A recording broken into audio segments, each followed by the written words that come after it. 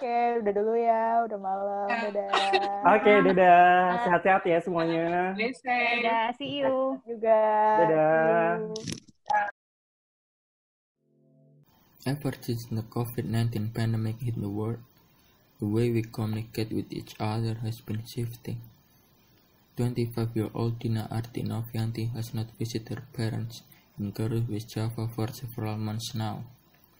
However, she has been calling her parents more frequently compared to before the pandemic. Dulu kan waktu aku masih bisa curi-curi waktu buat pulang, ya udahlah video call-nya paling 1 minggu tuh bisa 3 kali. Sekarang tuh kayak setiap ada waktu aku jadi video call sama keluarga aku karena ya udah nggak bisa pulang. With the pandemic showing no sign of receding in the near future, we are still likely to rely on virtual meeting to interact with others. However, some limitations may keep us from regularly communicating with our loved ones, such as signal disruption.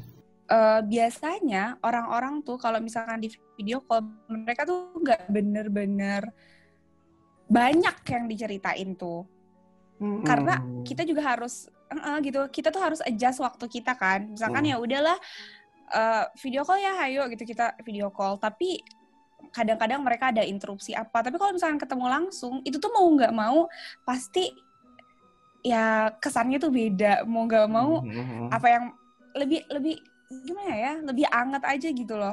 Kalau ini tuh cuman sekadar ya udahlah gitu video call, terus diceritain apa aja, kayak cuman highlightnya doang gitu yang mereka ceritain. Psychologist Baby Jim Aditya is aware of the drawback of virtual meetings. She explained that there was no energy exchange during virtual interaction. Karena dalam pertemuan virtual memang emosi berupa ekspresi terlihat, tapi rasanya kurang gitu ya. Dan dalam komunikasi kan kita tahu bahwa komunikasi itu bukan hanya verbal atau kata-kata. Non-verbal messages also play a role in our communication. Hand gesture, voice expression, tempo, intonation, articulation, and action. Kalau secara virtual mungkin ada yang terdistorsi ya dari semua tiga itu. Mungkin karena jarak ya, karena mungkin jaringan tidak begitu sempurna sehingga ekspresi itu tidak seluruhnya tertangkap misalnya, atau gesture nggak seluruhnya kelihatan kan. Virtual interaction may cause people to feel more lonely, but Baby said isn't not so different from face-to-face interaction, where we can feel lonely to being in the middle of a crowd. Kita kumpul-kumpul sama teman kita di warung kopi, ber-6, ber-8, ber-10, tapi masing-masing sibuk sama handphonenya masing-masing. Kita sibuk sama yang jauh, instead of sibuk sama yang deket kita. Mbok bertegur sapa, lu tadi gimana? Gimana kerjaan lu? Gimana ini itu? Enggak tuh. So, kenapa kita mesti ketemu secara fisik dong? Capek-capek, macet-macet ya, kalau menurut Mbak Baby. Dan actually, at the end kita merasa we are so lonely gitu, lonely in the crowd. COVID-19 hasn't only shaped way communicating, but also our daily habits. Before the pandemic, there was a frequent coffee shop visitor. Persis di sebelah Plaza Senayan, jadi sebenarnya hampir tiap hari nongkrong. Karena sekedar ngopi ke Starbucks atau ke food court atau ke restoran, dan itu juga kadang bosku tuh tipikal orang yang laid back kan, jadi dia sebenarnya lebih suka ngobrol-ngobrol santai, ngomongin soal kerjaan secara nggak serius, sehingga kita lebih sering makan siang di luar. Jadi kalau seminggu bisa dikatakan 3-4 kali, ya hampir tiap hari.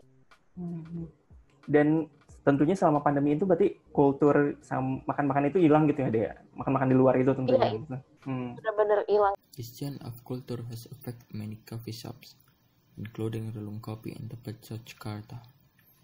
They have suffered a decline in sales because of Jakarta large-scale social restriction PSBB policy. Waktu adanya peraturan PSBB itu yang tidak boleh terima dine-in itu pengaruhnya sampai penurunan salesnya sekitar 80%. When Jakarta entered its transitional PSBB phase in early June, customers started returning to Relung Kopi.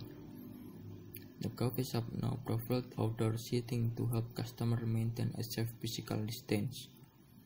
Kita tahu kan dengan adanya COVID ini lebih baik berinteraksi itu di ruangan terbuka.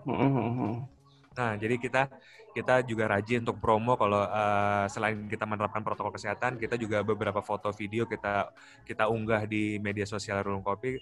Kalau ini loh beberapa spot di Rulung Kopi yang banyak sirkulasi udaranya, yang banyak ruangan terbukanya, dan ruangannya spesies juga di indoor. Kita kasih lihat foto atau apa yang berjarak, jadi orang mudah-mudahan merasa nyaman, tidak takut untuk datang ke Rulung Kopi, dan kita mastiin orang yang di Rulung Kopi itu harus memakai masker, kita pengecekan suhu tubuh, sanitizer.